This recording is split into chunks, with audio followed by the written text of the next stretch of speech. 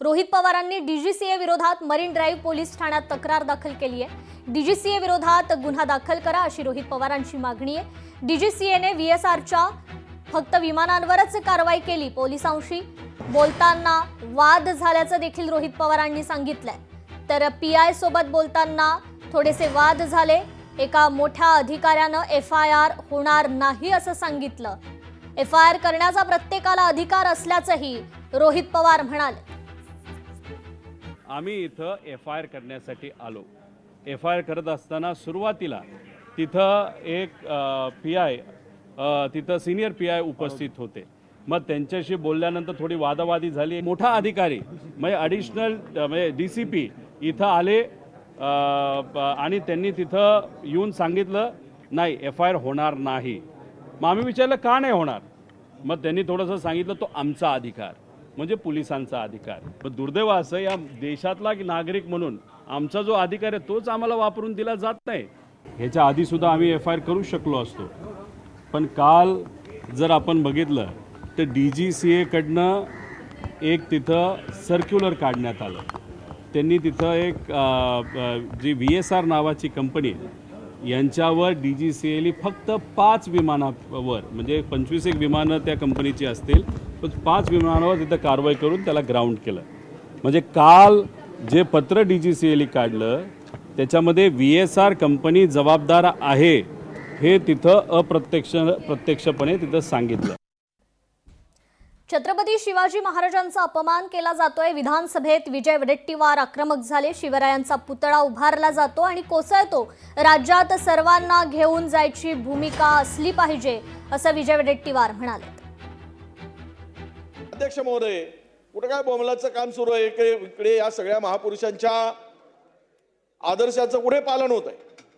ज्या लोकांनी छत्रपती शिवरायांचा अवमान केला, ज्या लोकांनी महाराष्ट्राच्या राजभवनामध्ये बसून महात्मा ज्योतिबा फुले, आई सावित्रीबाई फुलेंचा अवमान केला, त्याला पद्मश्री देऊन गौरवताय आणि इकडे सांगताय की तुम्ही यांचं पालन करू महापुरुषांचं।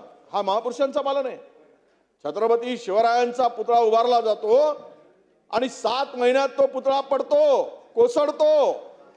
एवढं निकृष्ट बांधकाम त्या ठिकाणी केलं गेलं सिंधुदुर्गामध्ये, आणि तरी सांगताय आदर्शाचं पालन करताय। पदोपदी छत्रपती शिवरायांचा अवमान करणाऱ्यांना तुम्ही सातत्यानं पाठीशी घातलाय आणि तरी आपण म्हणतो की यांचं पालन करतोय, याचा आम्ही निषेधच करतो अध्यक्ष महोदय। शरद पवारांनी राज्यसभेवर जावं, सुप्रिया सुळेंनी ही इच्छा व्यक्त केली आहे। राज्यसभेच्या उमेदवारीबाबत मित्र पक्षांशी चर्चा करणार असल्याचंही सुप्रिया सुळेंनी बोलून दाखवलंय। माननीय जयंत पाटील आणि माननीय शशिकांत शिंदेजी यांनी उद्धवजींची ही वेळ मागितलेली आहे। माझं काल संध्याकाळी बोलणं झालं नाही, त्याच्यामुळे भेट झाली का नाही माहिती, पण मी काल स्वतः अनिल देसाईंना आणि संजय राऊत साहेबांना विनंतीही केली या विषयाबद्दल की आदरणीय पवार साहेबांना सगळ्यांचीच इच्छा असेल तर आपण सगळ्यांनी एकत्र मिळून आदरणीय पवार साहेबांना सगळेच मिळून आपण राज्यसभेवर जाऊया अशी विनंती आपण सगळे प्रेमाने करूया। खरं तर हे प्रेमाचं नातं आहे, त्याच्यामुळे उद्धवजींनाही भेटायला आणि अर्थातच काँग्रेस पक्षाला काल आमचे सगळे आमदार काँग्रेसच्या सगळ्या नेत्यांनाही महाराष्ट्रात भेटले। महाविकास आघाडीचे 3ही पक्षांचे सदस्य निवृत्त होणार आहेत। 3ही पक्षांना वाटतंय आपला उमेदवार असावा। मवियात मतभेद नाहीत। शरद पवार राज्यसभेची निवडणूक लढवणार आहेत। संजय राऊतांनी ही माहिती दिली आहे।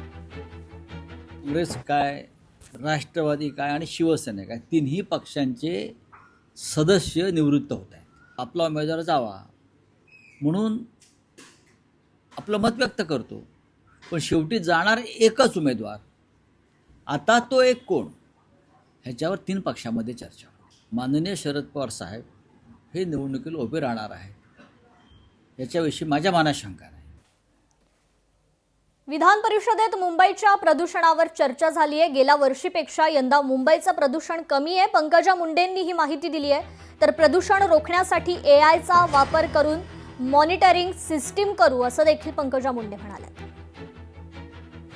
नक्कीच कारवाई करतोय, म्हणून आपण जसं ह्याही बद्दल कारवाई केली आहे तर सरकारी क्वार्टर्स पाडून तिथे बांधकाम चालू होतं, तरीही आम्ही त्याच्यावर कारवाई केलेली आहे। मागच्या वर्षीच्या प्रदूषणापेक्षा या वर्षीची प्रदूषणाची परिस्थिती। लोकशाही मराठी ऐका, पहा, जागरूक रहा.